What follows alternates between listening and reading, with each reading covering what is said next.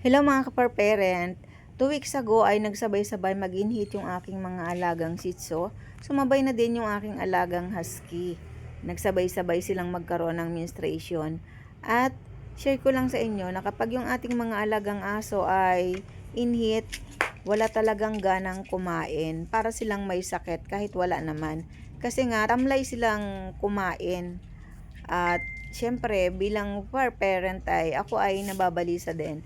Kasi nga namatayan na ako ng aso at kapag sila ay walang ganang kumain, ay syempre medyo nagpapanik na ako. Pero normal talaga yon na kapag inhit yung ating mga alagang aso ay medyo nawawalan sila ng gana. Kaya buti na lang, member ako ng isang group, isa-isang page, member ako doon at member ako ng isang group ng mga nag-aalaga ng aso at nakita ko meron ding nag-post ng katulad sa problema ko na yung aso niya ay tamilmil din kumain. Wala ding ganang kumain. At parehong-pareho kami ng problema. Wala naman daw sakit yung kanyang aso, pero ayaw lang talagang kumain kahit subuan. Sa akin kasi mga aso ko ganun din, kahit subuan, ayaw din. Kahit masarap yung binibigay sa kanya na yung dating paborito nilang fried chicken ay ayaw na rin kainin. Kahit masarap ang amoy, ayaw talaga nila. Kahit isubo, hindi talaga nila kakainin, iluluwa lang din. Siyempre, nagpapanik tayo bilang mga for parent kasi ayaw natin na magkakasakit yung ating mga alaga. Ayun, buting na nga lang at member ako sa isang group at nabasa ko doon na may nag-post ng katulad no sa aking problema. At syempre, kapag mayroong ganon na nagpo-post ng ganon, ang ginagawa ko ay yung mga comment na mas nakararami, kumbaga yung mga positive comments doon, yun ang aking binabasa, yung katulad nung may mga aso din sila na ganon, tapos kung ano yung nakagaling sa kanila. At syempre, kung alin yung mas maraming comment doon, yun ang aking tinatry. At syempre, tinitingnan muna natin kung malalaman naman natin yun kung legit ba yung kanyang ikinoment. At minsan, pag may nagko-comment pa, ini-stock ko pa yun kung talagang mayroon siyang mga alagang aso. Syempre, kailangan natin maging maingat na gumaya dun sa mga pinopost nila. Baka mamaya syempre, buhay yan. At ako talaga kapag mayroong nararamdaman yung aking mga aso, sa mga unang araw talaga ako yung nag-home remedies, hindi ko agad sila itinatakbo sa vet. Katulad nyon, in-hit sila, ay medyo nawalan sila ng gana, nawalan talaga ng gana, hindi lang medyo kasi ayaw nilang kumain kaya yung mga dog food ay nasisira. Kasi kapag nilagyan ko na ng ulam, tapos hindi nila kakainin, napapanis lang. Hindi agad ako nagdadala sa vet ng aking mga aso. Nag-home remedies muna ako. Tinitingnan ko kung ano yung makakagaling sa kanila kasi ramdam naman natin yan kung mayroon bang sakit yung ating aso o wala. Sa akin kasi wala naman talagang sakit. Nag-inhit lang sila kaya sila ay nawala ng ganang kumain. Dati kasi ay masigla at naglalaro pero nung nag-inhit sila ay ayaw na nilang kumain. Tulog nang sila ng tulog, kung saan yung mahirap abutin, doon sila tumatago. Parang may sakit sila, pero wala naman talagang sakit. So, ako kasi ay 9 years nang may alagang ganito, kaya na-observe ko na kapag mayroong sakit o wala yung aking mga aso. Kaya kapag inhit, sa mga first time for parent dyan, kapag inhit yung inyong mga aso, ay obserbahan nyo, merong aso na nawawala ng gana kumain kapag inhit. Kahit ganun din sa sa mga lalaking aso, kapag inhit yung inyong mga lalaking aso, ayaw din silang kumain.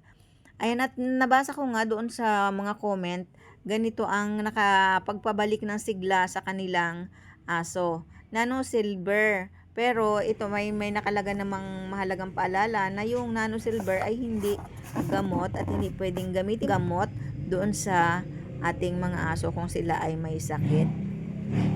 Ayan, kapag bumili kayo nito, meron ng instruction naman kung paano nyo ibibigay doon sa inyong aso. Mayroong nakalagay doon na dosage kung pag may sakit, ilan bang dosage ang ibibigay nyo o pag wala namang sakit. Kasi ang nakalagay ay pag may sakit, magkaiba ng dosage. Ayan, at may takalan pa siyang kasama. At meron din siyang kasamang instruction naman. Kaya hindi naman kayo maliligaw sa pagbibigay ng sa pagpapainom. Ay mababasa naman kayo na instruction kung paano magpainom. At nakalagay din dito na kapag yung inyong alaga ay hindi nakakakain or nakakainom, ay gamitan natin ng hiringgilya na walang karayom. I-insert natin do sa kanilang inner cheek at wag ididirekta doon sa kanilang lalamunan para hindi sila mabilaukan. Kapag naman ang inyong alagang aso ay nakakainom naman, ihalo lang doon sa kainan. Ihalo lang yung tamang dosage doon sa kanilang kainan. Ang nakalagay pa sa instruction ay wag ilalagay sa mga metal bowls o yung mga ating ilalagay na nano silver. Wag ilalagay doon sa kung yung ating pakainan ay mga metal, wag ilalagay. Kailangan daw ay plastic or ceramic. Yun.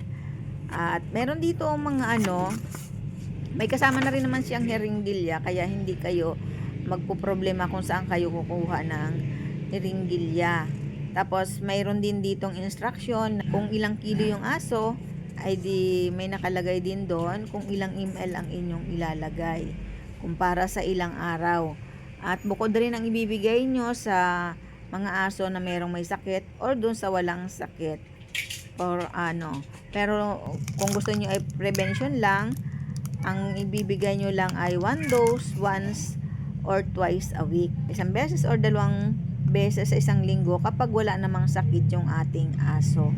At basahin nyo lang din yung instruction. Mayroon namang kasamang may instruction doon sa label. At meron din kasama talaga siyang papel kung paano natin ipapainom yung nano silver do sa ating mga aso. At yun nga, ang aking mga aso ay napaka-effective nga. Pero paalala ko lang guys, hindi ito hindi ito sponsor ng nano silver. Walang kinalaman ng nano silver dito. Gusto ko lang i-share yung nagpabalik ng gana ng pagkain doon sa aking mga aso. Bumalik ang sigla ng aking mga aso dito. Mga 2 days, actually pag ikalawang araw nga magana ng kumain yung aking mga aso Binibigay pala ito kapag umaga, kapag wala pang laman ang tiyan ng ating mga aso. Ayun, at after 2 days ay bumalik na ang gana ng aking mga aso sa pagkain. Lang guys, gusto ko lang i-share din sa inyo. At para sa tamang dosage ng pagbibigay doon sa mga aso, mayroon naman instruction kapag bibili kayo nito. May nabibili nito online. Bili na lang kayo sa online kung kailangan nyo din ito. Ayan, kasi ito ang nakatulong doon sa aking aso para bumalik ang gana at sigla niya sa pagkain. Ngayon, okay na siya. Bumabalik na siya uli sa dati niyang katawan. Medyo mataba-taba na din. Ayun lang guys. Thank you for watching. At kung nagustuhan niyo ang aking video for today ay please like and share naman. At comment down below na rin kayo kung taga saan kayo at kung saan nakaabot ang aking videos. At kung hindi pa kayo nakasubscribe sa aking channel ay subscribe na din kayo para updated kayo sa mga i-upload ko pang mga videos. Thank you for watching mga ka-farm parent.